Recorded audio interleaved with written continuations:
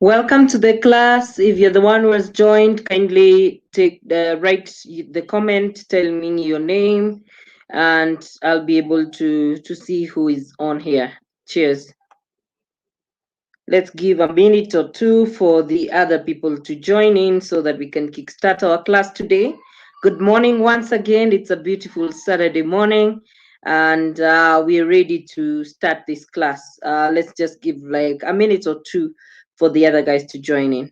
Cheers, and write your name. Write your name. Good morning, Nina. I can see you. Write your name on the comment section if you've joined in so that I can know who's joining us. Okay, a minute so that everybody can join in. Cheers.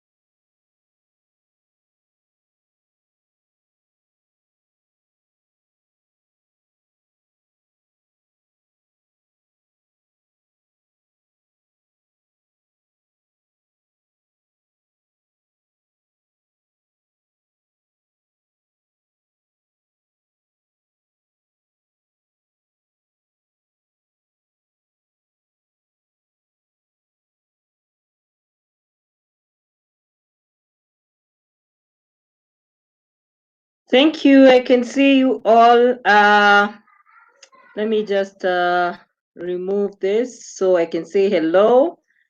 Yeah.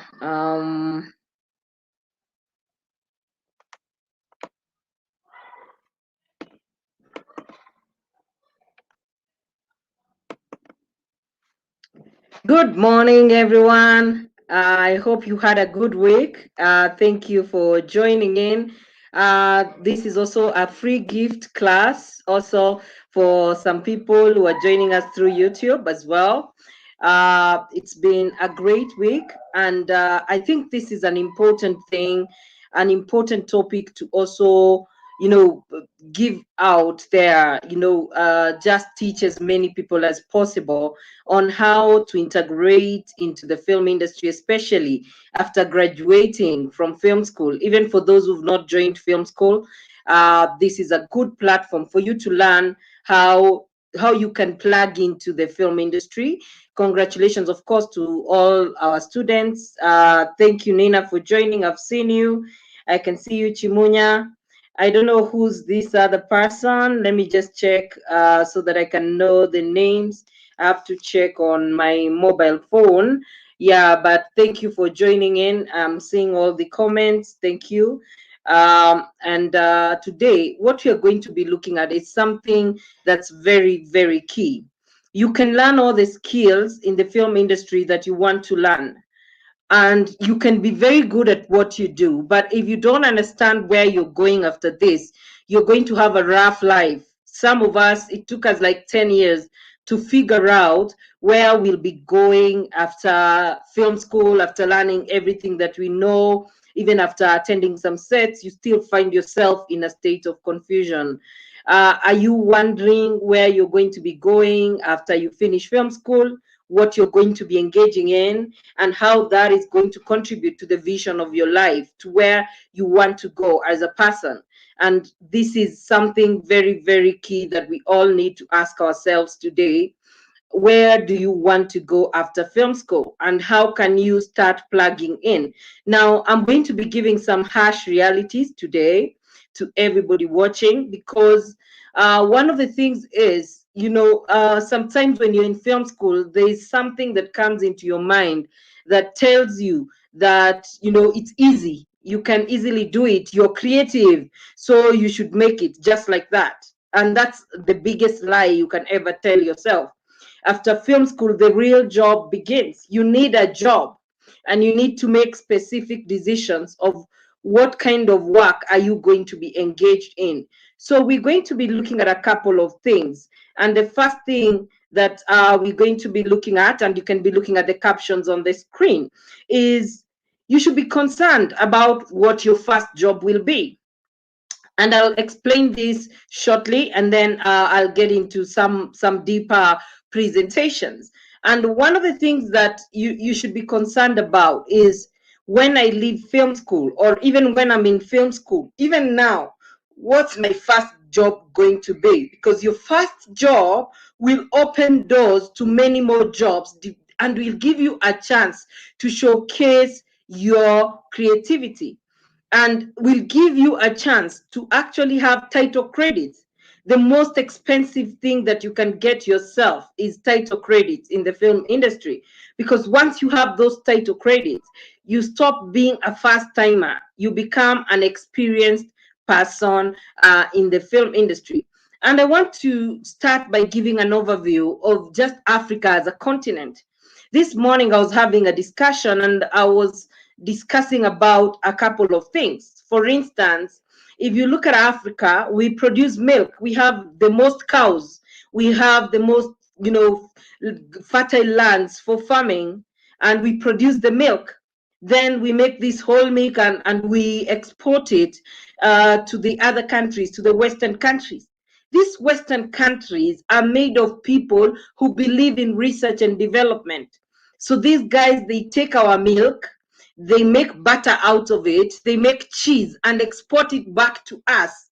That begs the question, why is it that Africa is doing the same thing over and over and over again, expecting different results? Why can't we harness the full productivity of the gifts that God has given us? Why can't we? We have trees, we have creative people, but we still importing things like toothpicks from abroad, from China. Okay, why is it that we are not being creative? This morning I was watching something on TV, and it's called Farmers TV, and I saw this farm where the cows were milking themselves, and they were being milked with a robot. And somebody has studied the psychology of the cow, and the cows take themselves to the place where they need to be milked, and they milk themselves 3 times a day, and the guy is harvesting gallons and gallons of milk, liters and liters of milk, which they're again supplying in the market and making a lot of things of themselves. And so I was asking myself, what is really wrong with Africa? And I remember one of my mentors, who was my first employer, one of my first employers, and in Shanktao Media College, where I was a lecturer there. And he told me one day that, is Africa caste? He asked me that question. Do you think Africa is caste? Because we have a lot of things. We even invented fire. We invented so many things. Even they say life began from Africa. But what has come out of Africa? What do we have to show? What can we brag and say, this is what we are giving to the world? This is our character. This is our personality of hard work. It's like we were brought up in this generation of people who are not hardworking, who want to take shortcuts to get things. And that explains the scenario on our social media, where from an African perspective, the things that you see even on social media, are not things to be proud of. While we are watching people like Elon Musk creating planes that are taking people to the space, creating a space station, even creating a more inventing things that can be used, like a passenger flight to the moon, where if you just want to tour the moon instead of just touring the earth, you can use such kind of products that he's making that can take you there, the ships that he's making, the rockets, those things that are very phenomenal. Where are we not having such things in Africa at these modern times? So we need to know, even before we begin talking about this class, we need to start thinking and reevaluating our spirits as Africans. Are we really that aggressive enough? Do we really want success that much? Because I made a decision that I want to be successful. I want to make a sustainable difference, something that can get me in the books of history. The big question is that what you want to do?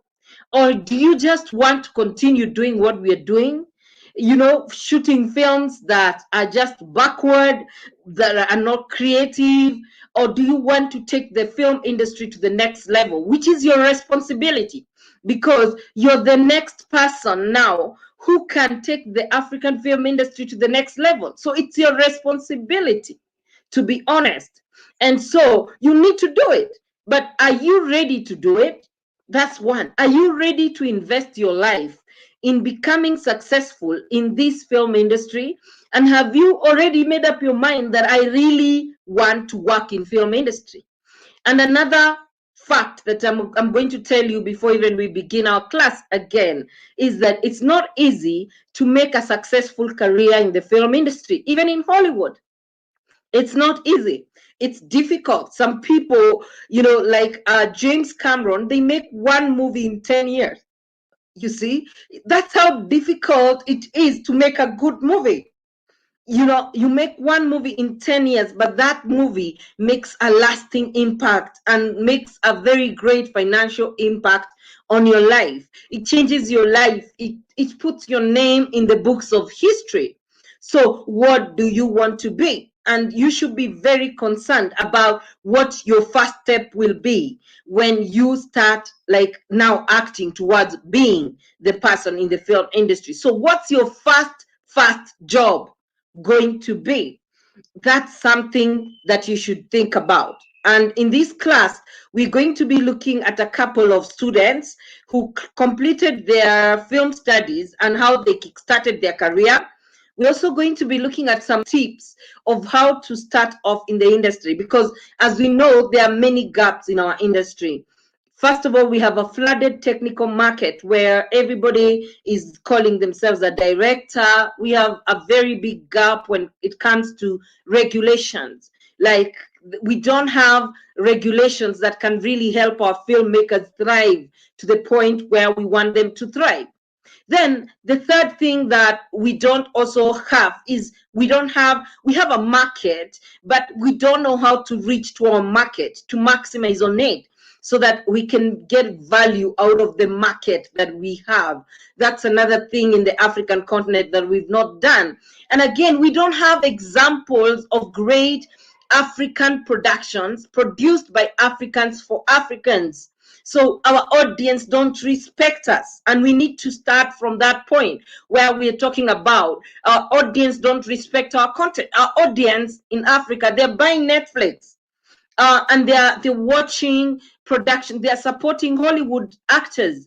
They're supporting Hollywood directors. They're supporting Hollywood producers. So we need to ask ourselves, are we going to change the game, or are we going to let the game continue the way it is? Are we going to further continue supporting tales of colonialists that say that Africans are not creatives, Africans don't have brains, and all that? I'm so happy to say that at least now we have somebody who's not white as the vice president of the United States.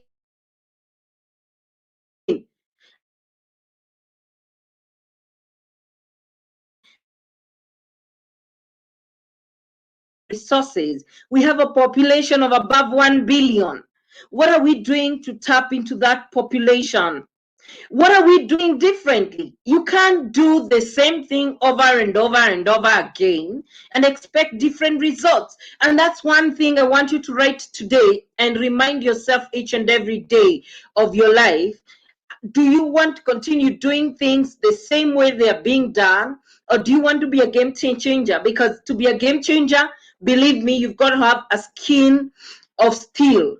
You cannot be brought down easily. You just have to think outside the box, to do things differently. Take your time before you do anything, and when you do it, let it show a difference in the way things are being done. So your first job in the film industry will inform how fast you will grow.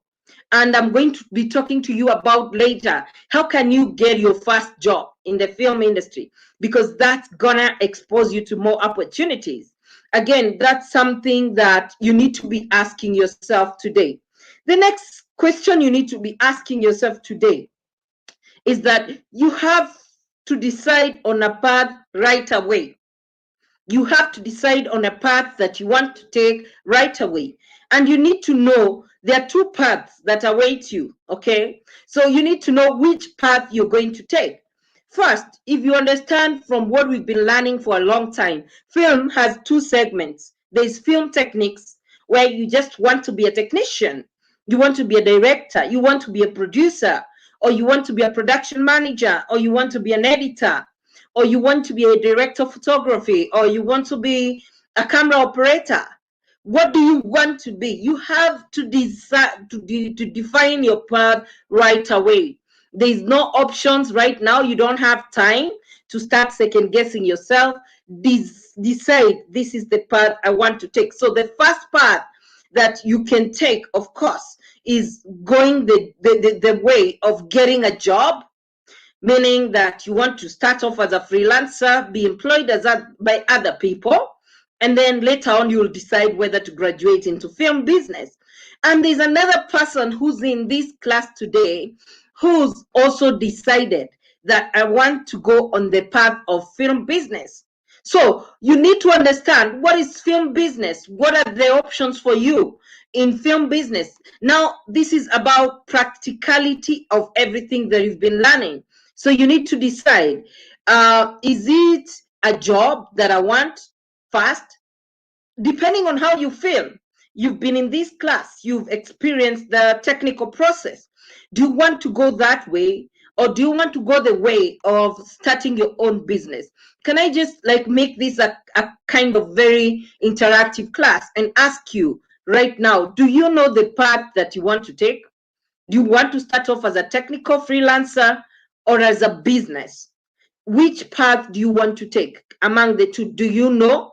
If you know, just write it down on the comment section and I'll be looking at it. You need to decide right now, what path do you need to take? A person who's not decisive will not make a difference in this industry. You need to be very deliberate and decisive so that even as we move on, we can guide you towards your goal. But you need to define it. Do you want to go the job way to begin with and go in the business later? Or do you also want to start your career from the word go as a business person in the film industry? Because those two people will go about everything a different way. Okay, that will also inform what title credits are you going to take in the feature film. In case you haven't noticed yet, the feature film is your first job, because you might not be getting paid for it, but it's giving you the title credits that you will get from a voluntary job, which is what I'm going to tell you to do after you leave film school. That's why film schools that give you an opportunity to have title credits in school, those are film schools that give you one step ahead of everybody else. Because if all you've done in school is learn the theory, like what we've learned right now, and you've not actually gone to set and made a film, you're going to have a very, very different kind of journey. So I want to hear from you guys.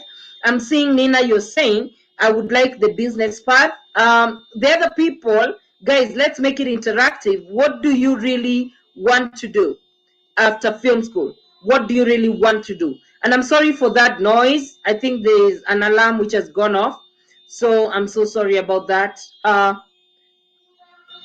Yeah, so sorry about that. But I hope you can hear me clearly. Can you hear me clearly? Okay, guys, I'm waiting for you to write. What path, business or technical? Like, do you want to go on the technical side or business? That's just one word to type. I'm hoping that you can type it quickly so that we can move forward, because I'm only seeing one person has written. Yes, thanks, Nina. Thanks, Nina, for your contribution. You've said you want to take the business path. So, and I'm going to be saying this over and over again. Yeah. So I'm seeing, Crystal, you're saying you want to take the business side. Yeah. And then thank you for that. Seeing who's this? Let me just see. Just a quick one.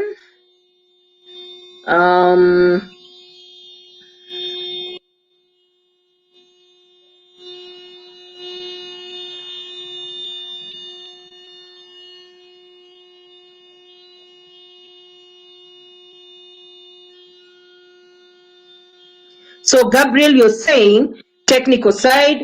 Chimunya, you're saying business. Crystal, you're saying yes, you can. And Roger, you're saying I'll start with a job and then venture into business after I get some solid experience.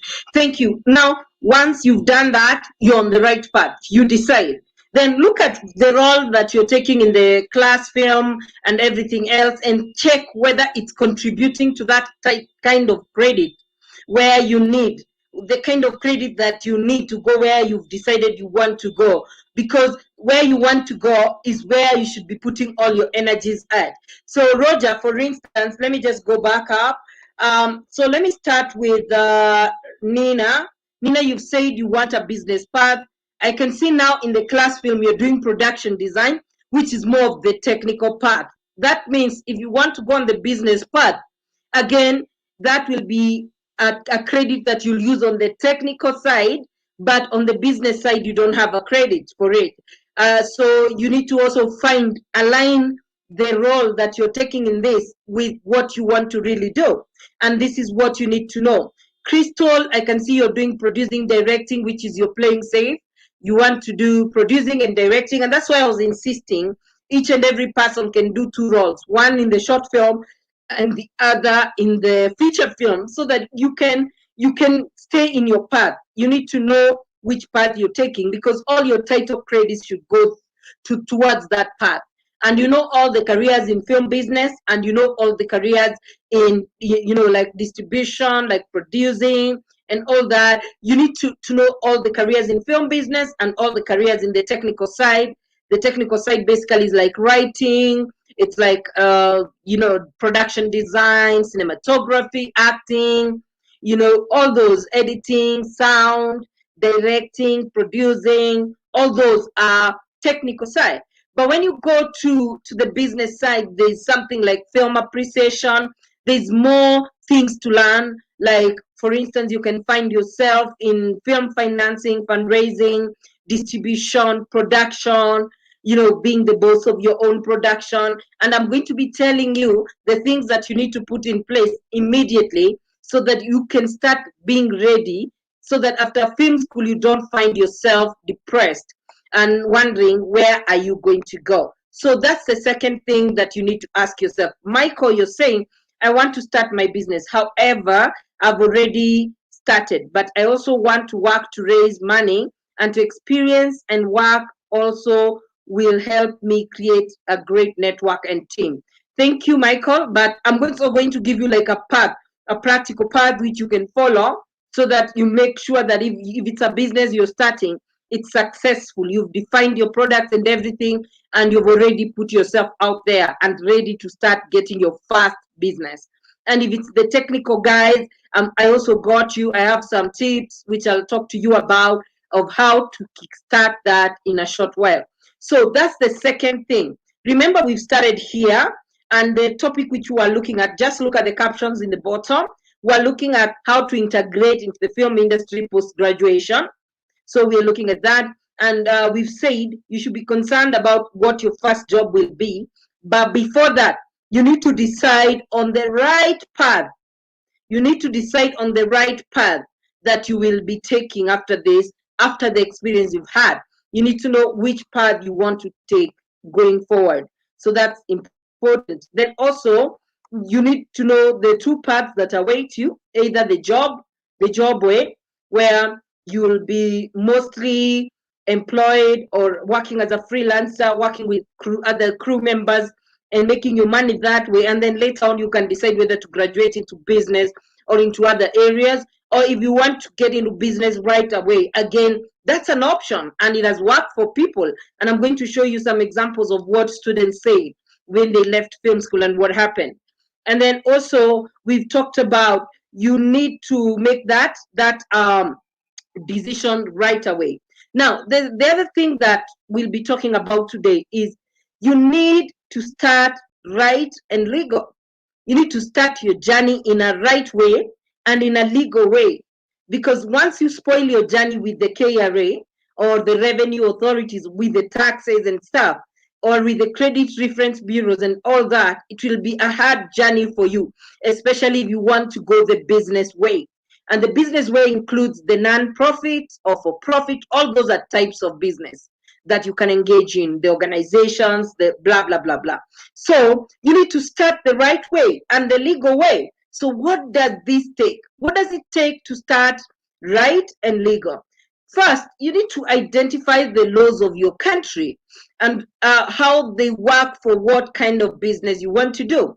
Let's say, for instance, you want to start a production company, and I'm going to play a video that shows you this. You know, you need to have the right people around you. Number one, you need to acquaint yourself with somebody who knows accounting very well, who can tell you about accounts and how to make sure that you pay your taxes, you get registered the right way, because you can't do a business unless you register, you have a license, and you know what is expected from you once you have that business. When you're charging your clients, you have to charge them plus VAT. So that's a whole business angle that you have to keep right. You have to start right from the beginning. You have to have a website for your company. You have to, there's so many things that you need to have, to put in place, which we'll be talking about a bit later on, that you need to have so that you can start right and legal. Now, I know some of you are asking yourselves, if I'm a freelancer, do I need to start right and legal? Yes, you do need to start right and legal. Anybody earning money in Kenya today, anybody earning money in Kenya, even in many African countries the same way, you have to have a PIN from your revenue authority or whatever, and you need to pay your taxes. If you go to a production, first of all, nowadays, like in Kenya, let me give you an example with Kenya because I'm acquainted with our laws. I'll tell you, if I go to work in a production, they ask me for my Kenya Revenue Authority PIN. That is my tax PIN. I give them, and then they have to charge the withholding tax, even if they're paying me as a freelancer. So you have to be compliant. You need to write that down. You have to be compliant. You have to find out, what does it take for me to legally operate in this business in my country, in Africa? What does it take? Like now, we're in YFP Africa. But what is YFP Africa? YFP Africa is registered. YFP Africa is registered also with the tax authorities. Every business we do with YFP Africa, we are also paying taxes. We are also doing these other things because we are a form of a business. Unless we are given a tax exemption certificate, even if you're a CBO, you're an NGO, you still have to pay your taxes. And that's how it is. That's just what it is. Even US Embassy Nairobi, they pay taxes. Even government of Kenya agencies pay taxes. You know, it's the law. You have to comply with the law. You have to be legal. And so you have to start right. Because if you mess up your career when you're young, get in trouble with government when you're young, you're not filing your tax returns and all that, then believe me, that will mess up your future, because you'll not be able to do business until you're right with what the law requires you to do. And whenever you're getting paid for something, that's something, you know, that you have to pay some taxes. That's it. Don't be like other people who are sued and for billions of money. People like Bill Gates have passed through this kind of thing. They were sued for billions because of evading taxes. People like Donald Trump are in so much trouble because of evading taxes. This catches up with them. The taxman will always catch up with you, or operating a business without a license, or doing things the wrong way. When you're filming, you don't have the right licenses. You don't even have your work classified by the Kenya Classification Board, or whatever regulations and laws are in your country. So you need to start right and legal. And this is one of the best advice I can give you. You need to start right and legal. And I'm going to play for you a video because I want this class to be quite, you're getting some insights even from other people. I'm going to play for you a video of a lady from Australia who was teaching people how to get it right in terms of the legal, what does that take, and all that. We're going to talk about it in a short while. I'm going to play a video for you. Then the other thing is join the associations. We talked about this last time. Find out what associations are there in the film industry in the path that you've taken. For instance, if you're in the film business path, you want to join the Producers Guild. You want to join anything about distribution. You want to join anything about service, film service. If you're getting into the technical areas, you want to join more professional associations like Writers Guild, Actors Guild, other guilds that are in your area. You need to know whether there's an association of cinematographers in your country and join it immediately because you've already graduated from film school. And that's where now, like a certificate like the one we're giving you at YFP will help you to show that you've already even undergone training and you're ready to join. And also the feature film that you have made and the short film, you can also be able to prove that we did this film, I was part of this film, so I'm not new. So they will admit you to the guild because you have some evidence that you can join these guilds because you're in that space, and that's what you're doing. And most of these don't cost more than $10 a year. So why are you not joining? You need to join because you'll be knowing everything that's going on in your industry through these associations. And as I said, associations, government does not work with individuals. Government works with associations. If you're not organized as a group, you cannot work with government.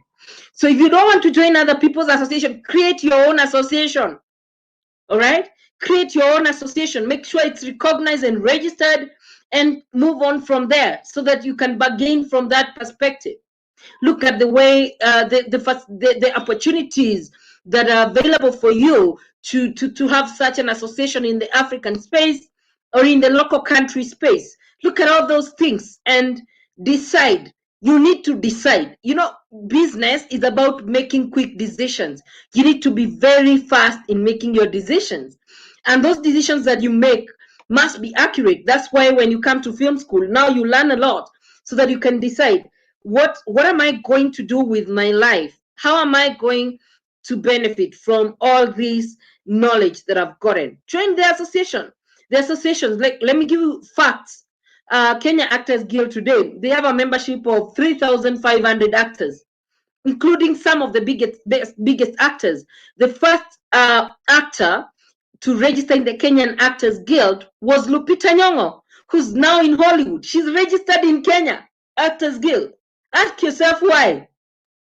She pays her dues, and yet she's in the leading film industry in the world. Even in America, she's registered in those guilds because she wants to know of every movie that's coming up. Because when the government knows somebody is coming to film in your country, they're going to update that in the Actors Guild. If you're not a part of it, how are you going to know? Also, the Actors Guild, they act like your legal advisors. They tell you of your rights as actors. They define for you the minimum payments you should be able to get. Same as the Writers Guild and all these other professional guilds. Find out what directors are there in your country. Do they have an association? Like in Kenya, we also have a Kenya Film Lecturers and Trainers Association, in which I'm an organizing secretary. Why do we have that? Again, because we want to know what other schools are teaching, what challenges they are facing. Now I'm able to know all that by being a member of this association. So you need to belong to a group of creatives. you need to join, and it's not expensive. It's like $10. So you just need to make sure that you use your money properly from today. Even if some of you who are living with your parents, it's not an excuse. You can still save for your future and start right. Start right. Okay, so you need to start right. You need to join the association. You need to be very strategic. You're not going to get anything on a silver platter. Then the other thing is, if you want to work in the technical areas, you can start planning to buy the gear that you need. That can guarantee you that no hindrance will come between you and your work. For instance, if you want to be a cinematographer, how are you going to master your skill very well if you don't have a plan to buy a camera? Even if you not buy the first day, you can, start small. And remember, your phone is an asset. Even when you're selecting a phone, knowing what career you want to do, you don't just go and buy a phone. You look at a phone that can help you advance your career, because your phone is a camera nowadays. It's a professional device, can be attached with sound and can do great work. Your laptop is a business, can help you edit and all that. So you don't just buy any laptop. And that's just the truth of the matter. If you can start knowing that you've been in the technical areas, like let's say you've been a writer, you need to invest in learning all these screenwriting softwares that are available, learning which one you want to use, and start planning on how you'll acquire it so that you can be able to move forward in your life. So that's very important. So if you don't know where you want to go, and if you don't even have a plan in place, like the investment that you need to make to start making in your life, depending on what choice you have, you'll be all over the place. You can never become a master by being all over the place. Today you're the editor, tomorrow you're the sound guy, the next day you're a teacher, the next day you're what. You can work in those if you're you're going the job way, but you already need to know what is your special area that you want to focus on. When you are getting experience, you can do anything. But after you get the experience, what do you want to do? And start investing directly into that area of what you really want to do. Then also, you need to start thinking about all the boot camps that you can participate on, and all the festivals and film markets that you can also participate in.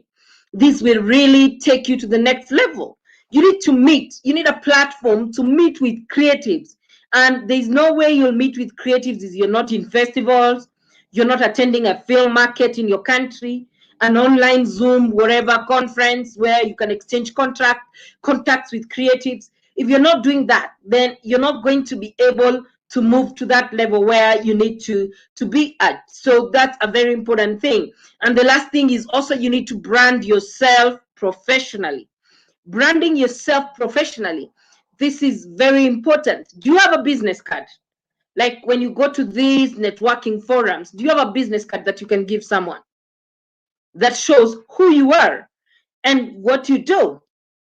And the good thing is, and this is why I'm telling you now, I hope you're understanding me. The good thing is, by the time you guys graduate, you're going to have two title credits that you can put in that show reel of yours. And also, that's going to be part of your branding. You're sending somebody your business card. If you're calling yourself a producer, you've already produced the feature film. And if you're calling yourself whatever you're calling yourself, you've already done something, and you can show it. It's not about talking. In this industry, we don't care about papers. We ask you, what have you done?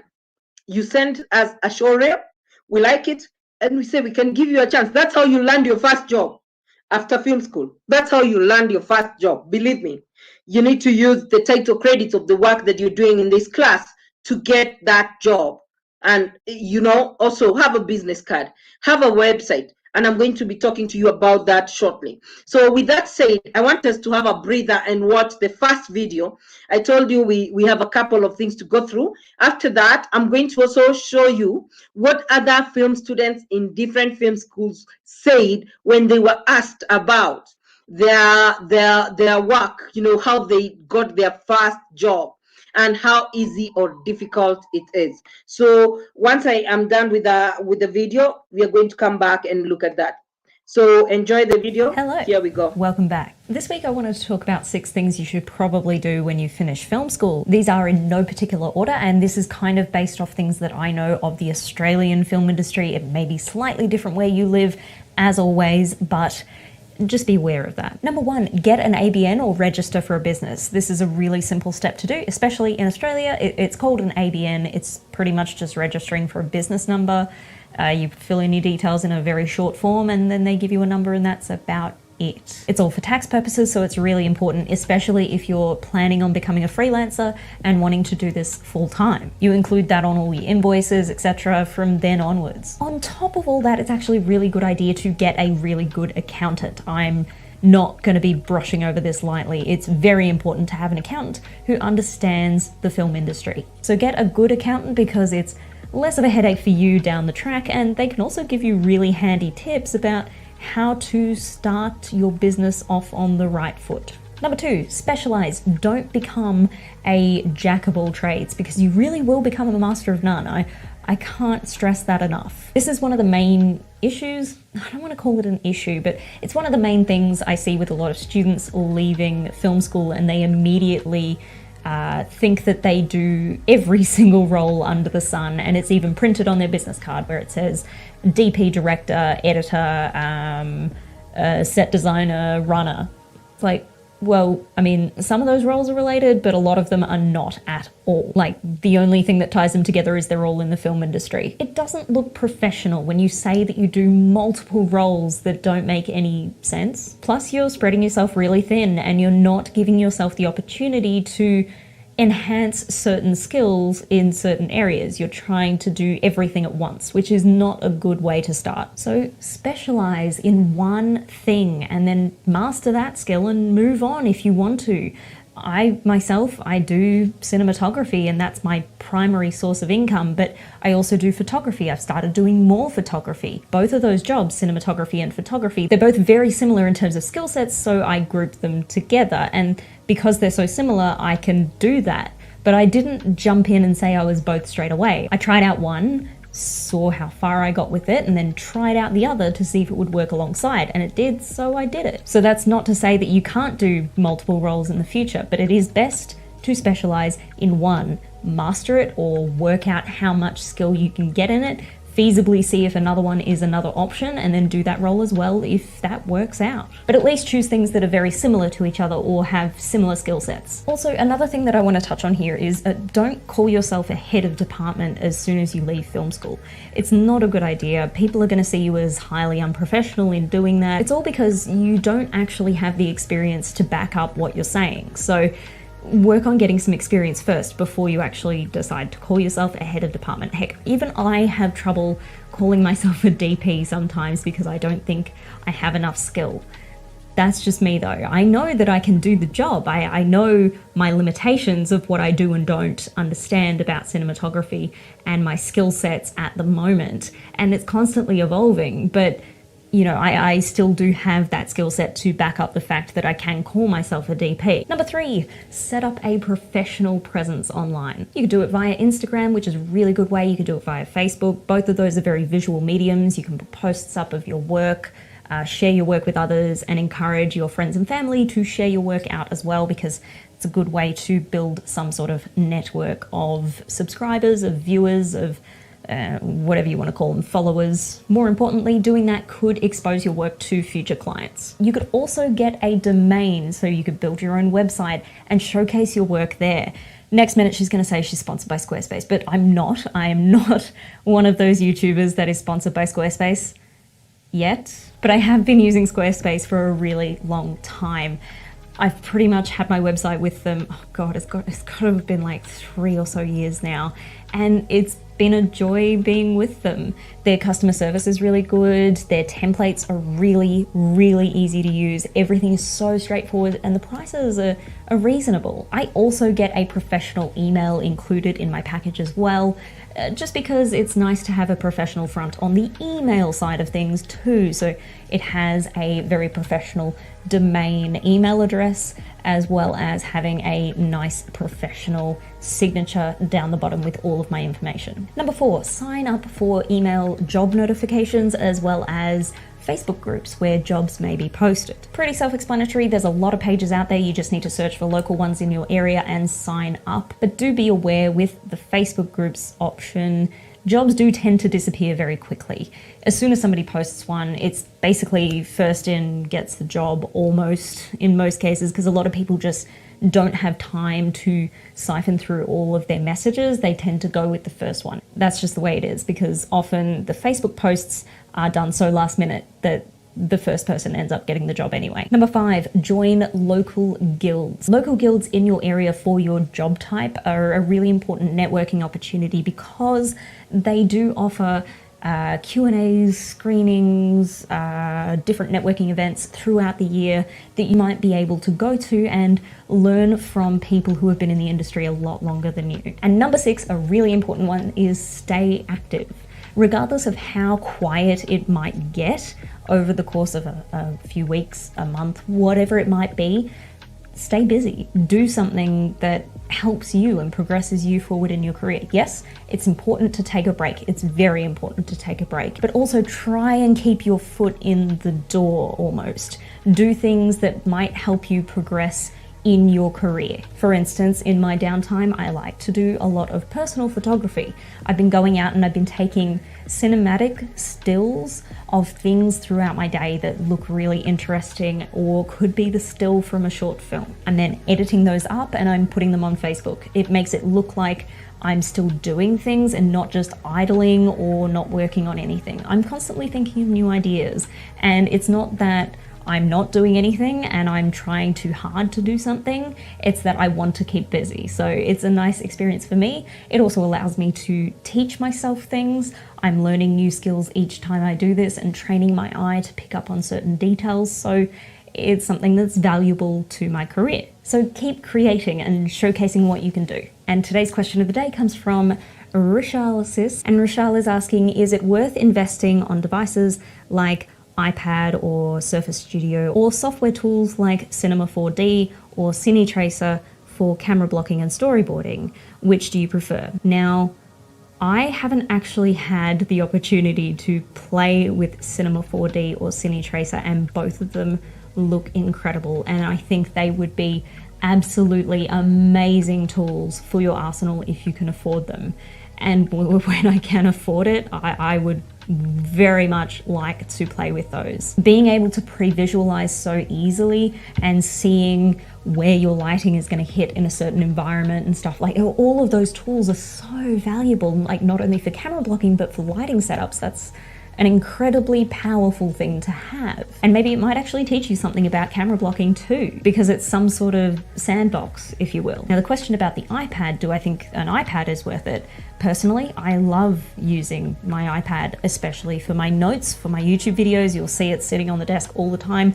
I've got all of my notes here that I use for all of my videos.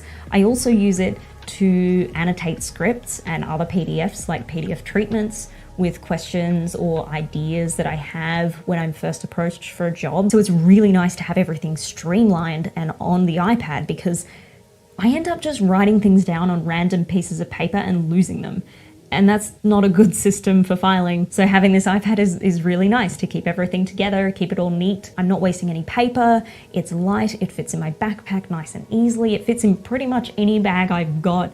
If not, I can just carry it with me and it's not a worry. So iPad, yeah, if you're going to be annotating scripts or working on notes for anything really, especially if you're a student as well, really, really good tool. And this is just the base model iPad. It's nothing special. It's just the base model Wi-Fi iPad with an Apple Pencil. So yeah, that kind of upped the price a bit. This is an expensive pencil. Bit ridiculous if you ask me, but that's not the question.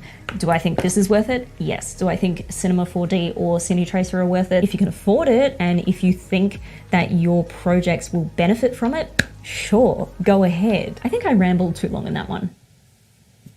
Sorry. Anyway, thank you so much for watching this video. I hope you enjoyed it, and if you So guys, you've seen this lady is from Australia. See, she's explaining the same thing, because it's the same thing that happens in all film industries across the world. you need to know what you want to do, and you need to be strategic enough in doing what you want to do. I think some of the takeaway points, and she had ordered them very nicely, that she said, first, when you get out of film school, don't just go out there and start calling yourself a DOP or a director.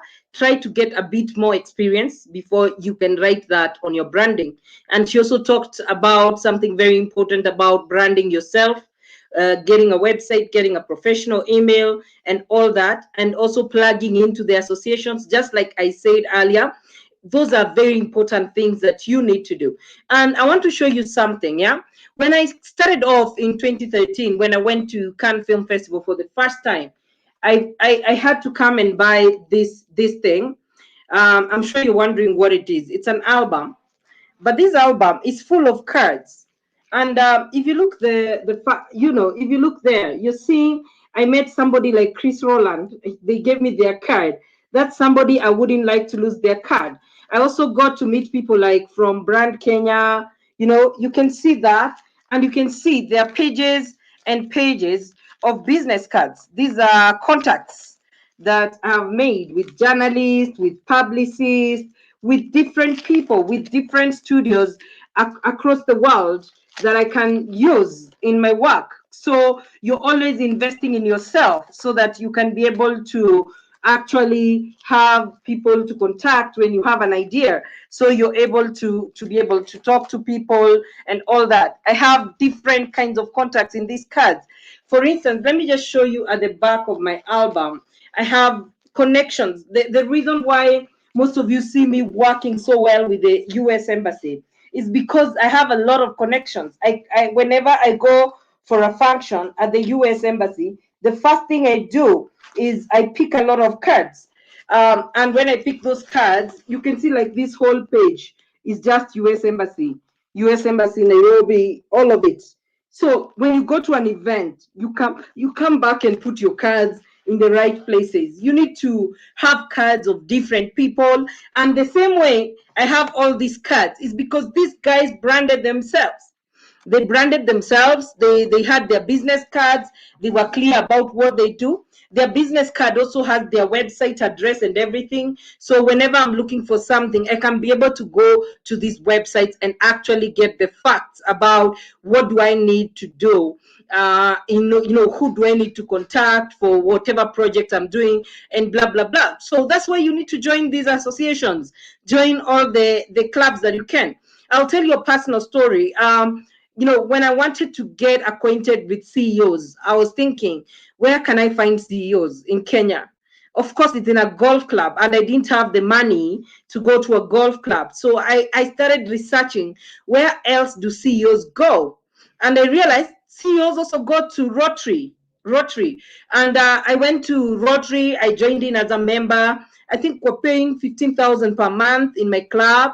To be part of that club. I became a public relations director. I met a lot of CEOs of different corporates, banks, all of these other corporates in Kenya.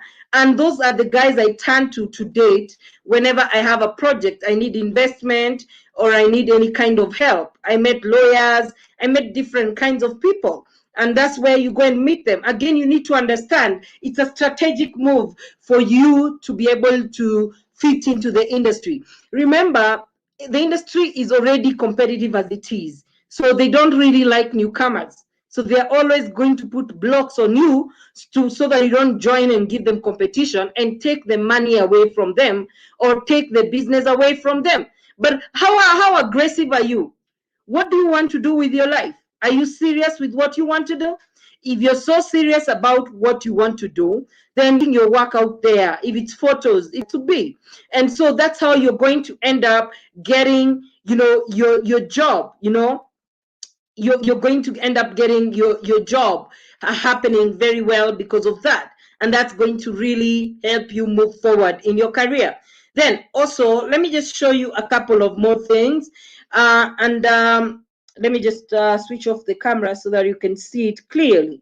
So this is one of the students who graduated from the film schools. And this is what they had to say about how their journey was after they graduated from film school. They say, I have never worked in an office. I've always been a freelancer. I think the first 3 years of after college will be rocky. As a freelancer, you will do a lot of small jobs, working as a producer, shooter, editor, predator, pre-editor, and all other things that don't pay much money. But that's the most but it's most important to try your hand at everything, because you don't know who you will meet, who you will hit it off with. Meeting people, making connections, working with all kinds of gigs is the only way to start. It may feel exhausting or that you aren't going down the right path. I definitely felt this way, but those jobs often lead to bigger jobs down the road. I certainly learned the freelancing ropes this way. I am happy to say I've been working as a freelance director and editor for a solid 10 years now. The best connections I made were with other crew members and with Brooklyn Filmmakers Connect Collective. So you see, that's an association. On the side, we worked on one another's independent projects. One of these independent films that I directed landed me a series of gigs for IBM through the agency of Ogilvy and Mather. This is the model that has worked for best for me. Do commercial work, form connections, and work with the talented lot on your own films. So that's, let me show you who it is. This is the story of Lily Henderson. Works as a film editor. Her most recent film, Lessons of Living, a documentary about hospice volunteers, has been screened at regional, international film festivals, and it was also endorsed by Hospice Palliative Nurses Foundations, and is available for sale through Tribeca Film Institute Reframe Program and Alexander Street Press. Her new feature about a mountain is funded in part by a grant from Cineraj and is currently in production. Henderson is a member and co-organizer of Brooklyn Filmmakers Collective, through which she has collaborated on many films, including Keith Miller's Five Star, which at the time of this writing is available to stream on Netflix. Henderson also has done work for clients as IBM and Huffington Post. She's represented by co-founders Good Story. So you can see that, and that is an experience of somebody who left film school and decided to do something about their work. Okay, just a minute, I need to plug in my charger. Give me a minute.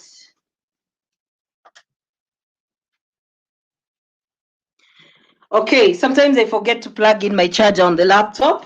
Sorry about that. So you can see, this is the story of one filmmaker saying how they started off after film school.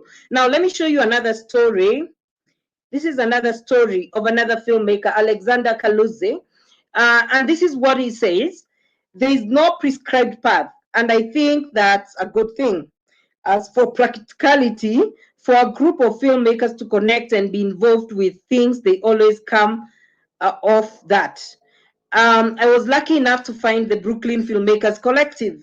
My own path thus far has been varied.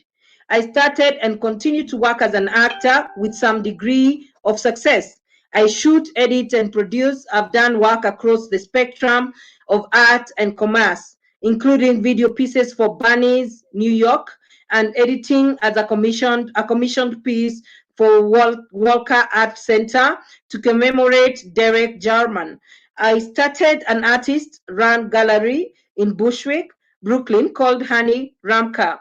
I teach filmmaking within CUNY College system and elsewhere. And as an adjunct, I teach Final Cut X and Adobe Premiere to professionals. I've also struggled a great deal and amassed and paid off varying amounts of debt, and failed and succeeded and traveled and lived and got married and did not allow myself to be defined by money. So that's another experience of somebody who left film school. So for the acting gigs, he says, I got headshots done and sent them everywhere, and was able to get smaller agencies to take me on. As I booked jobs, I was able to sign with bigger and bigger agencies and go out on bigger projects. Most things on the other side of the camera happened fortuitously. I met someone who introduced me to someone else, and so on and so on.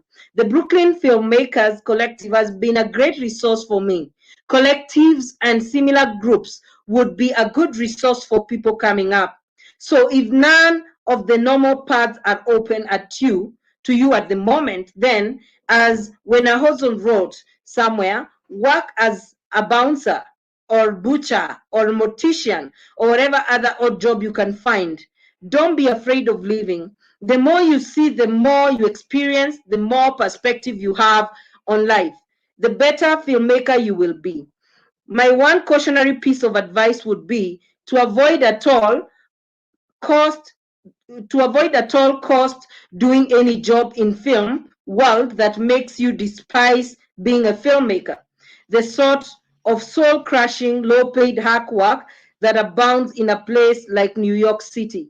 Again, this is a person who's giving his own experience, and this is the guy, Alexander Kuluze, a filmmaker and actor who was born in Ukraine and immigrated to Brighton Beach section of Brooklyn, New York, with his family in the late 1980s. He studied filmmaking at SVA and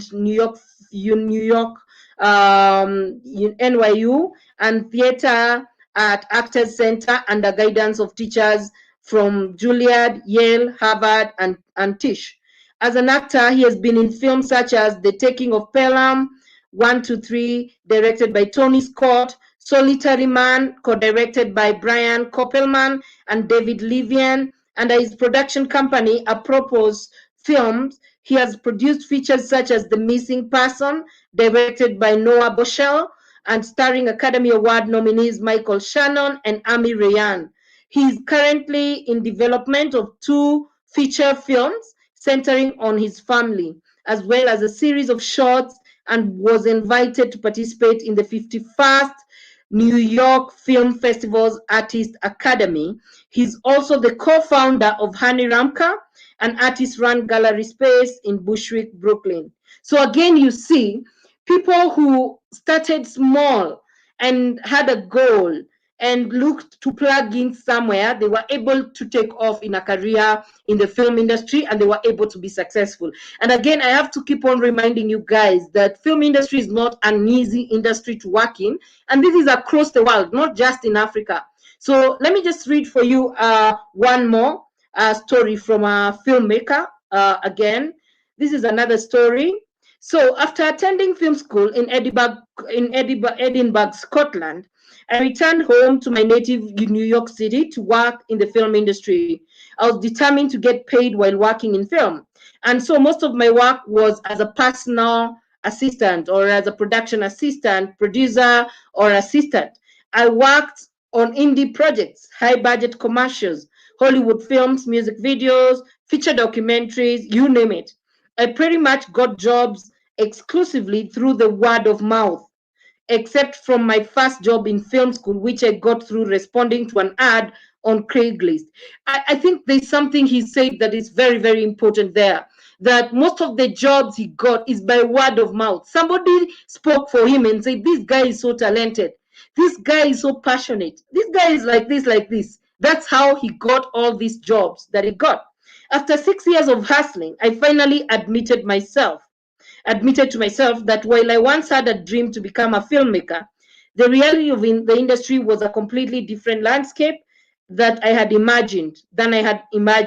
I realized that if I was to be happy, my work needed to involve compassion, and the work I was doing in film was the complete opposite. I was trying to get as much out of people for as little as possible. So I realized if I was to be happy, my work needed to involve compassion. So what did he do next? Here we go. So, of course, he finally decided it was time to retire from the film for money, embrace the part of himself that wasn't able to nurture, when focusing on the inner healer. I've since found my way to combine my love of storytelling and the healing through expressive art therapy, therapy using visual art, music, movement, poetry, and drama. I'm now in my second year of master's program at California Institute of the Integral Studies in San Francisco, and couldn't be more prouder of the path that brought me here.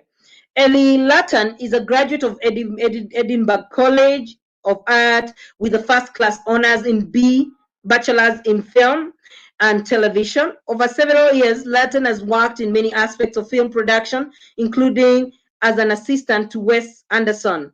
Recently, Latton has made the decision to switch paths completely to a new passion that has evolved in her life. She has gone at it wholeheartedly.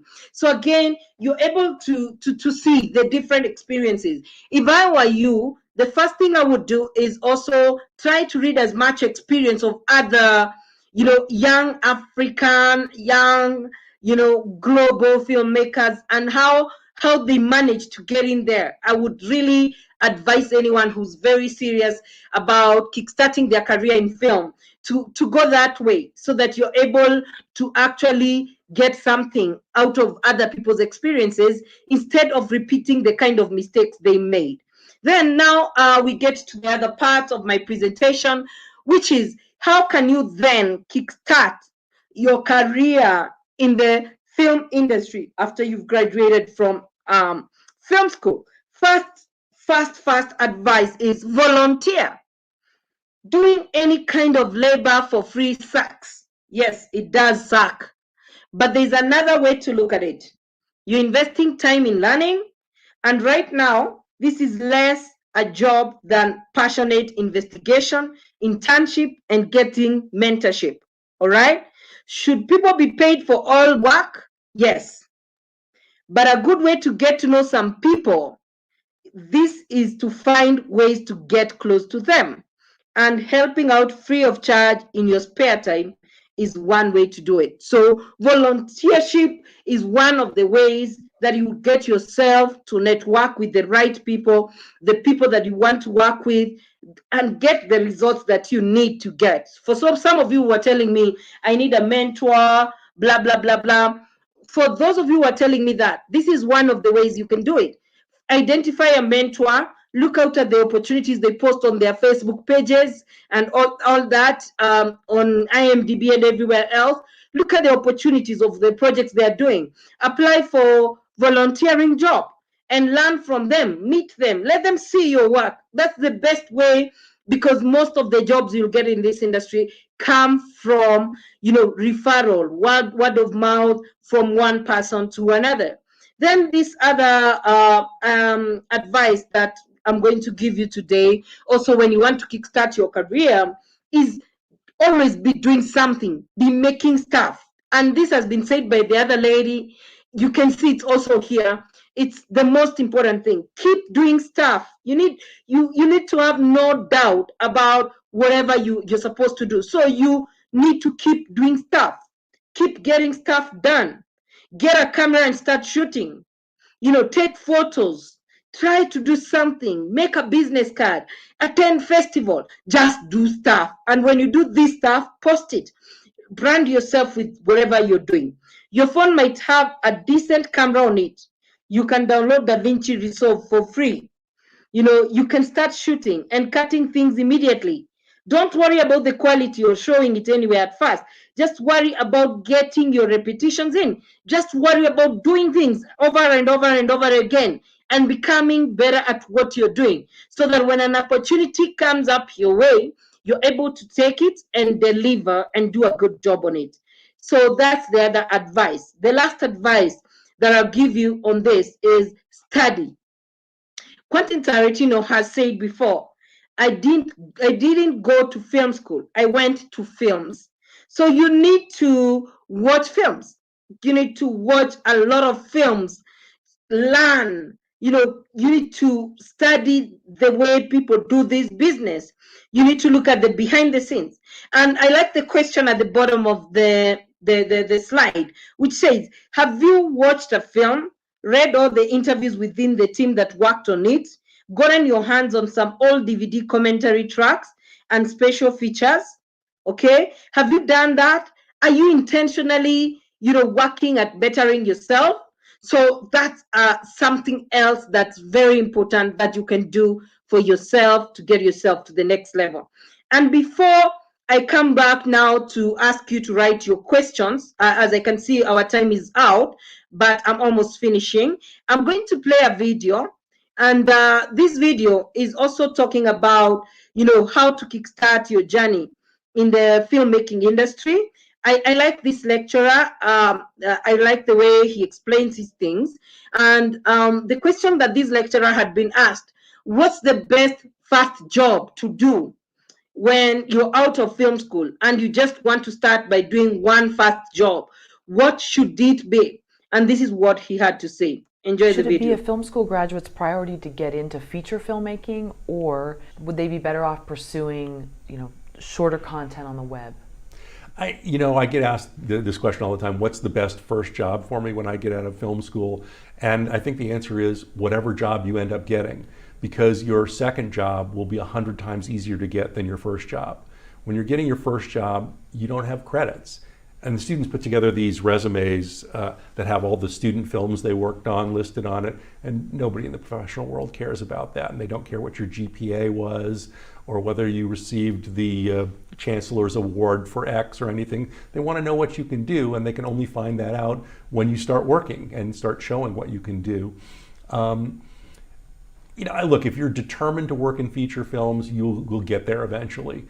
I think there are many advantages to not working in feature films depending on what your chosen job path is. Let's say you want to be a cinematographer.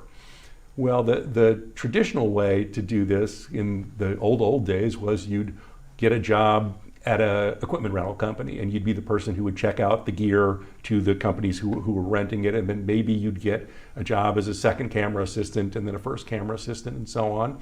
Perfectly good path and works there. But if you get out of film school and you really want to start shooting things yourself, then doing web series might be a better option for you, because no one's going to hire you. Forget shooting Lord of the Rings. No one's going to hire you to shoot an episode of Hawaii Five-0 or even a reality show there. But somebody might hire you to be the DP, the director of photography on a web series, and that might suit you better. And then you can find ways to work on slightly larger projects, build your reel, and all of that. There's just lots of ways to get to the end point in the business. I also think it's important to not just get locked in on, no, I only want to do this. I've had people say to me, I want to be a director, so I'm not going to take a job as an assistant director, because then I'll get typecast as an assistant director.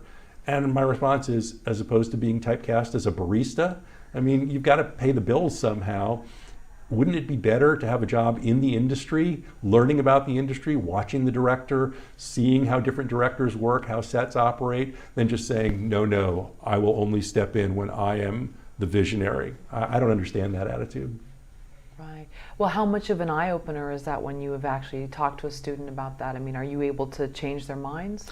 I would say 3/4 of the time I can change their minds. We had a student, this is an interesting example from a couple years ago. Her goal was to be in the sports broadcasting part of the business. And she was about to graduate, and she'd been offered a job at the NFL Network. And she was waffling about whether to take this job. I said, what on earth could be preventing you from saying this is the opportunity of a lifetime? She said, well, it's in LA and I don't really like LA. I'd rather be in San Diego. And they're only paying $17 an hour. And I just said to the student, you're out of your mind if you don't take this job. You want to work in San Diego? You're going to have a much better chance getting a job in San Diego when you've got the NFL Network on your credit list. You can go to the Chargers then, and you have a bona fide resume there. And I actually went to her friends after she left the classroom and said, you've got to talk to her. You cannot let her turn this job down. And she took the job and then emailed me a couple months later and said, yeah, you were right. Oh, great. So usually when you're being reasonable, you can succeed with the students. And sometimes they don't choose to do it, and they just may not have what it takes personality-wise to pursue this path. And that's fine too. Maybe they're meant to do something else in life. Well, that's interesting because what is your advice to graduating film students, not just creatively, but also in a commonsensical way or emotionally, or I mean, because I think we all have these grand expectations about getting out there in the real world. And I think it's interesting when you said, tell that one 18-year-old that can't go to college, how about getting a job? I mean, that'll definitely teach you all sorts of things about life, timing, schedules, people. Yeah, I give the students varying advice. One of the things I do through my job as a professor is I'm the faculty advisor for the TV club. And we bring in speakers who are very successful most of the time. But in the late spring, I do an event called Foot in the Door Night, where I bring in the alums who are 1 to 5 years into the business and say, tell them what you know now that you wish you knew when you were in film school. Tell them how do they go about getting their first job? Because I can talk about how I got my first job a billion years ago, but it's better for the recent people to be there. So not just for this event, but in general, I try and get the graduating students to talk to the people who are a year or two ahead of them and hear firsthand, what's it like out there? What do I need to be doing? What should I be doing? I also always have found this true for my life, and I think it's still true. The way I put it is, if people are paying me for $5 worth of work, I try and give them $10 worth of work. And I try to see it as an opportunity. And sometimes I get students who are more about, well, they're abusing me and they're asking me to do too much. And it's, yeah, that's the time-honored tradition of people entering every business. Again, it doesn't matter whether it's the carpet business or the entertainment industry. You pay your dues, and if you really love the business, you should enjoy the paying the dues part. Yeah, there's some stuff that nobody likes having to clean out the kitchen or the bathroom or whatever low-level job you do. But again, just like at another time you asked, how do you deal with the challenges of the writing room if you're a lower level writer? I think if you're a PA, you should be saying, I landed a job in Hollywood and there are 8 million people who want this job, and this is going to make a great story someday. It's, the day that they made you stand in for a dog, the day that you had to do the impossible thing. There's a wonderful book called The Mailroom that's about all the people who had to start out in the mailroom at the big talent agencies at William Morris and ICM and so on, and how they succeeded. And, some of them had to do some pretty gnarly things, take people's urine or stool samples to the doctor for them, things like that. I heard one story of a PA, not at an agency, but on a sitcom, who the producers came to the PA and said, we have a dog that was having problems biting people, so we had to send the dog to obedience school, and now we've gotten the dog back. Will you go to our house and let yourself into the yard and see if the dog attacks you? As the story goes, the PA said no, and they fired him. Wow. And I have this on pretty good authority, it's true there. So sometimes you do have to say no, but most of the time when they're not asking you to be a chew toy for dogs, right. If it's just, gee, that I have to get lunch order and somebody's mad at me because I got Swiss cheese instead of cheddar cheese, okay, you can deal with that. That's not the biggest problem in your life. Move on and look at the bigger picture, which is you're being given an opportunity to do something that you really want to do.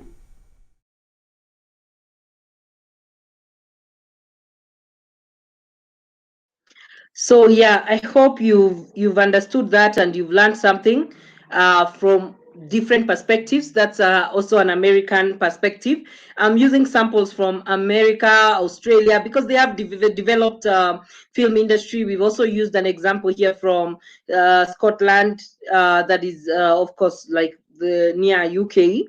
So it's giving you like some exposure of also what other people are doing in other countries, and the same advice is the same, like of how to kickstart your career in the film industry. And as I talk about this last part, I want you guys to start typing in any lessons that you've learned. And if you've learned something, give me a like or a thumbs up or something.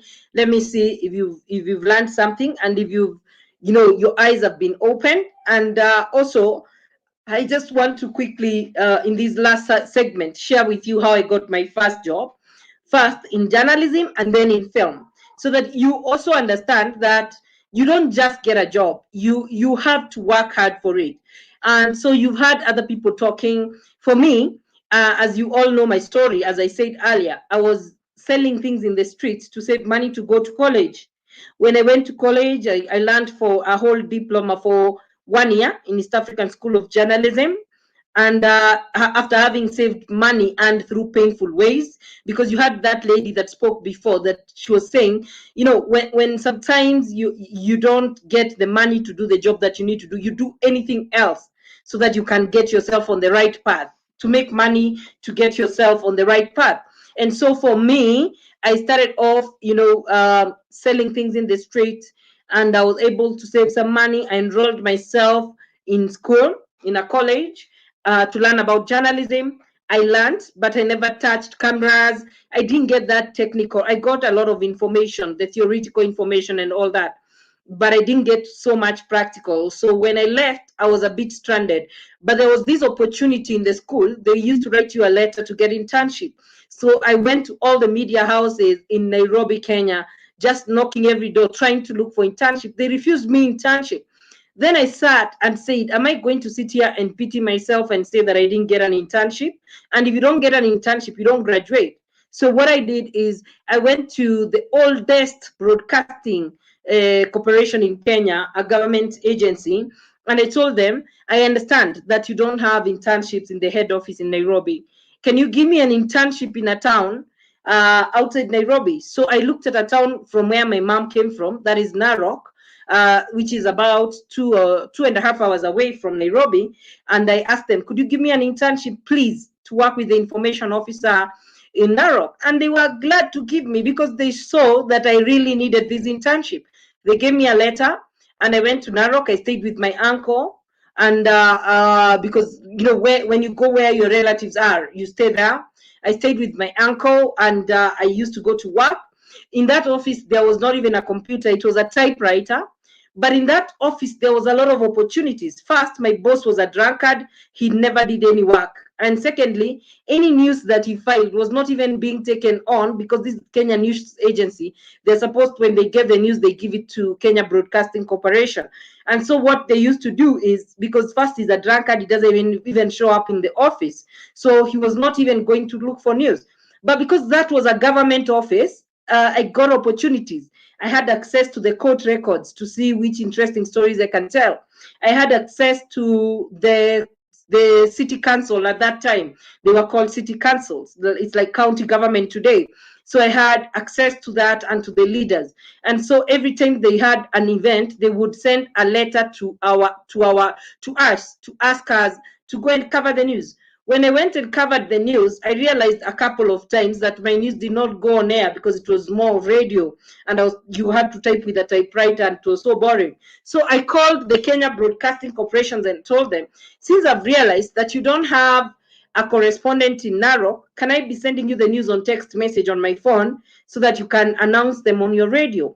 Verified news. And then, because I was working for Kenya News Agency, they agreed, and I used to send them news on text, and very soon I earned the trust of the people in that. Long story short, after some time, the Kenya Broadcasting Corporation poached me. The headquarters poached me from Narok and brought me back to the headquarters. That's how I landed on my first job in journalism. Then when I was working in journalism, I was meeting a lot of people. And one of the guys I met was called Rolf Smith. He was a film caterer. And one day he was given a contract to go and cater for a film.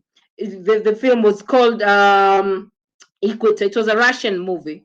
So when he was given that job, he asked me, can you come and make a documentary of me? And he was German. So he asked me, can you come and make a documentary of me catering on an international film set in the bush? And I told him yes.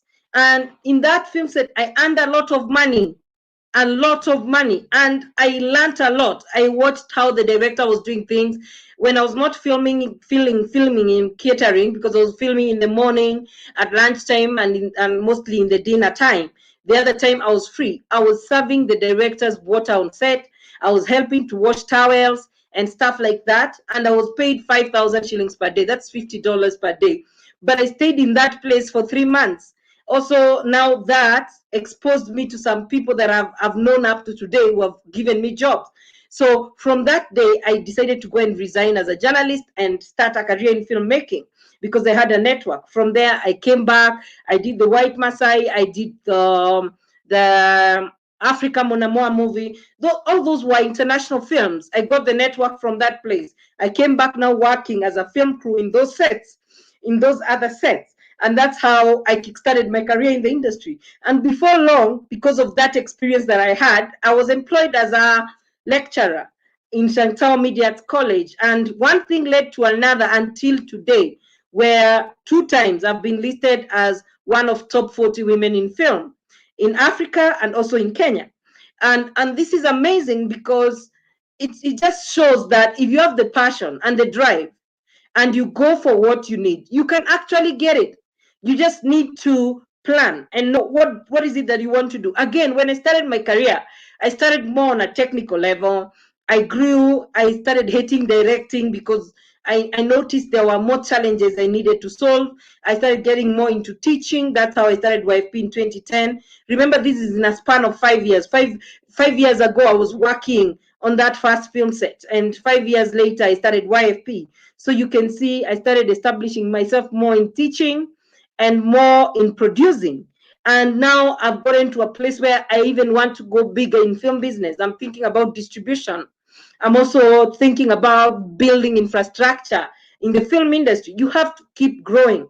You can't reach a place and say, I've reached. Even if you make how much money, you've not reached. You still need to think about things that you've not done. Things like film services, like the infrastructure that I'm talking about is film service business. That's done by the big shots in the industry.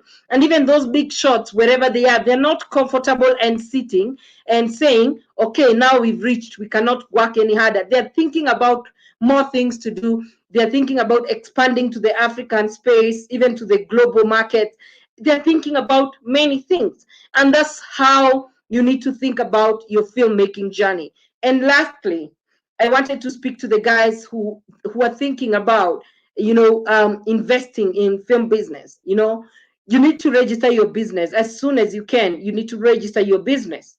Find a website for your business if you can, and register your business, register yourself with tax, and find an accountant, even if it's not one who's very experienced, to just tell you about the things you need to comply with. Start complying with those things. Start finding a team that you want to work with in your business, in your country, and across Africa. Like now you have networks from across Africa, courtesy of YFP Africa. Start thinking in those lines and start thinking, if it's a business, start coming up with a business plan. And I'll be covering a bit of this in the afternoon class.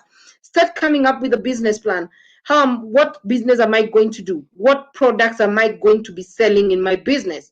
Is it going to be a school? So I'm going to be selling the product of training? Or is it going to be a production company where I just want to go the commercial way? I want to work with the UN, the USAID, the big corporates. I want to do their work for them. Whatever they need done, it can be done. Or do I want to develop my own original content and sell it? So you have to define what business do you want to do. Come up with a business plan, get a team together, even if it's a team of shareholders of your company, and start working. Start selling the products. Start branding yourself. Come up with business cards and start. There's no two ways to starting a business. You just start it, and then it grows. And again, you don't need so much money to start a business. You need a team, of which you have made a team in YFP. And you also have access to a team, maybe from the Young African Filmmakers Network on Facebook. You can advertise and ask people to come on board, and you all form a business.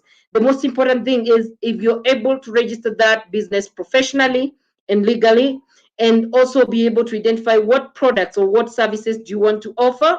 Start looking for clients with your business plan. Make products that they're sellable. And even, like, for instance, if you want to get your head in the US Embassy, you could write for a chance to do one free thing for them to see your work. And then, the other things now you can charge them after they've seen your work ethic, your delivery, your excellence, and all that. Again, you have to have a plan of how to start these things. Again, you have no option than to be successful.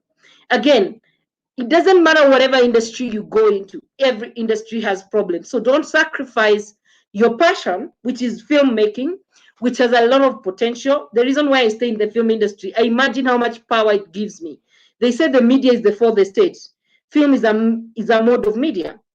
So when I release my film, I have the chance to stop a war from happening. I have the chance to save lives. I have the chance to document culture for generations and generations that will come after me. So there are good sides that come with filmmaking industry. But then for you to survive in filmmaking industry, it's a very manual driven work. It's not the work that you just wear a suit, don't get your hands dirty, and you become successful. No, the film industry is quite a different kind of industry that requires a very hard-working person. So with that said, I hope you've learned much from this, how you can start as a technical person and how you start as a business person. Because as a technical person, I think there's no two short ways about it. You just have to get more title credits, get your work on title credits, put your website up, and make your business card, volunteer in some film sets so that people can start knowing you and referring you to other people. And that's how you kickstart your career. My dream for you and my vision for you is that by the time you leave YFP will give you a source of creative, outlet where you can just put out your creativity. And two, it will also give you a source of income generation to be able to sustain yourself and your family. And number three, and which is the most important, it will, that you guys are not going to settle for just the bottom, that you're going to settle to try and change the story. And that this class, I hope, has given you enough tips that can help you kickstart your journey in the filmmaking process and be able to keep going and keep learning and keep growing. So in the afternoon class, we're going to be learning about fundraising. I have a couple of things I'm going to be talking to you in a more practical way, like what I've talked about today in this class. So I'm going to talk about in a very practical way about fundraising because you already did the basic class. So I'll summarize the basic class within the first 10 minutes and then now come back to what can you do about fundraising, about financing your first project. It's going to be that specific. And then we're also going to look at what did other people do to finance their first projects in filmmaking. So with that said, I just want you to share with me any questions that you have. Also, you can tell me about what you've learned. And I hope you've enjoyed the class and I hope the class has opened your eyes. Michael, thank you for typing. You're saying, you're saying, I've learned a lot, but among them is that I should be a law-abiding citizen. I should take my time and make it excellent. I must study and be determined and specialize and not be a jack of all trades. I've realized that I'm a producer as well. Okay, thank you, Michael. Thank you, Michael. And I hope that you keep exercising what you've learned in this class because you've already started your business. And tell us how it's going. And one day, God willing, we'll call you back here to come and talk to another group of young filmmakers will be learning in this platform because now it's our 11th year, guys. By the way, I forgot to tell you, this is the 11th year of YFP Africa. What a moment of praise and glory to God, for enabling us to empower youths now. For the 11th year, we are just about to advertise our intake for the new class. And you can see clearly that I'm preparing you. I've really dedicated these last couple of months to prepare you for the industry, so that when you go to the industry, there's no shock, you don't start giving up and start regretting all the amount of time you spent in YFP. So I'm giving you all the advice I can so that you can be able to kickstart your career in the industry. And also, Nina, you're saying, I've learned that to start straight, to start right. I've learned to start right and do more work, keep busy, and make decisions that keep moving you forward. Thank you so much, Nina. And I can see you really have interest in film business. I've seen your passion in that, and I pray that you will succeed in that. I don't know how far we've gone, even with the diary. I've not gotten any update on that, but maybe we'll get the update on the diary on Monday. I need to know how far you've gone. Have you come up with an idea, a proposal, or something? Let's start doing things when we're in YFP, guys. Let's start doing things. Let's start the business journey. and you know that project, it was your project as students. So I don't want to push you. It's you guys to decide whether you still want to go ahead with it or you want to do another project when you're in school, because already we are doing a film together, 2 films, so that's good enough. Write me your comments of what you've learned and also ask any question. Chimunya, you're saying the importance of knowing what you want to do and specializing as soon as possible. You can't be a jack of all trades. True that, Chimunya. Please know what you want to do, and I hope in this class I saw you guys wrote what you want to be. Try to align that even with the roles in the film and everything, because that's your brand. And basically, I'm just breaking it to you that the films you do will be your first job. You're volunteering, but it will be your first job. Your first job is happening when you're in school, and who knows what other jobs will come on board after that. So for the other guys, Crystal, you're saying, wow, this is impactful. I've learned that you need to start right and legal. Join the associations, volunteer so that you can get the skills, brand yourself, specialize, like master the skill. Stay active, study, research on the movies you love, see how they've worked on it. And lastly, always network. Thank you. Thank you very much, Crystal. Yes, this is very, very important. The guys who want to be in film business, you know, I think I'll be able to help you a lot, even post YFP in terms of just like helping answer your question. And Femi will be able to help a lot of you who want to work in the technical area. Sebastian, a lot of people will be at your disposal to help you also succeed in the technical areas as well. Yeah, is there anybody else with a comment? Because I want us to take a break. You know, our lunch time always has to be more than 1 hour. And right now it's 1:30. I think the class has gone for over 1 hour, 30 minutes. Any last comments? Okay, so guys, I want to wish you bon appetit.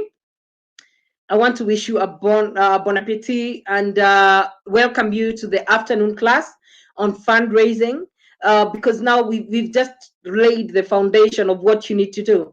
But you need more facts about how to organize your business, how to organize your pitch, and be able to raise the necessary funds that you need. Like we just raised funds for these films that we're going to do.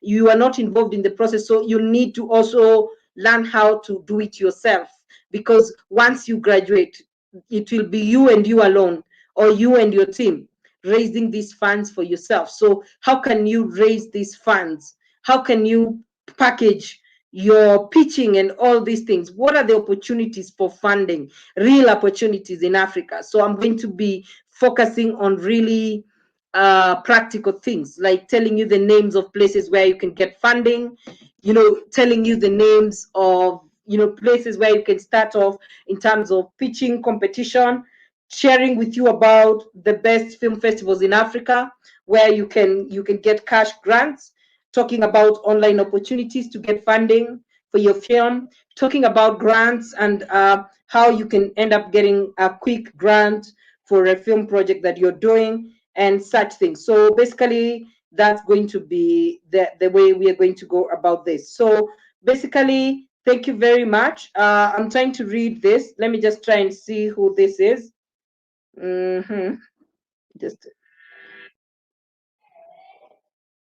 Just a minute, guys. I'm trying to see the name from. Sometimes when you post, I don't see your names. So this is Kevin. Kevin, you're saying, I learned that you should try to network. I think, let me just put it on the screen so that if anybody's watching on YouTube can be able to see. So you said, I learned that you should try to network as much as possible, volunteer, and also don't be scared of doing something different from film. It will help open your eyes to different stories or experiences. Very true. So thank you very much, guys. Thank you, and have a good lunch. Let me see you in the afternoon. I think I'm going to push the class to 3 because right now it's already 1:35. So I'm going to push the class to 3 p.m. to 4 p.m. I'm going to make it short and sweet, short and sweet, so that we can be able to cover as much as possible. Thank you very much. Enjoy your lunch, and let me see you afterwards. All right, take care. Bye-bye.